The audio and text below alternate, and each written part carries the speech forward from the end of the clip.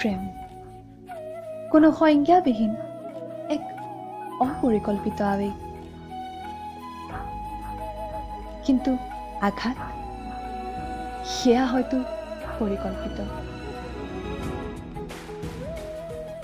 পদে পদে আৱেগৰ দাম বিচৰা বজাৰখনত প্ৰেমৰ সপোন দেখিবলৈ সাহ কৰাটো জানো কোনো পৰিকল্পিত আঘাততকৈ কম। মাজনিশা ফোন কৰিলেই তেওঁ হেনো হ'ব পাৰে আপোনাৰ হৃদয়ৰ আপোন গৰাকী। কিন্তু নিদ্ৰাত ডুব যোৱা আপোনাৰ গভীৰ চকুজুৰিক আমনি নকৰাৰ কথা ভবা গৰাকীয়ে মনতনো আপোনাৰ কথা কি অনুভৱ কৰে কেতিয়াবা জানো চাইছে ভাবি আপুনি? কোনো এগৰাকীয়ে নিৰলে আপোনাক ধিয়াই বন্তিগছিৰে আপোনাৰ নামৰ সেৱাও জনায়, ঘড়ীৰ কাটাক নিজৰ চিন্তাৰ কাৰণ বনায়।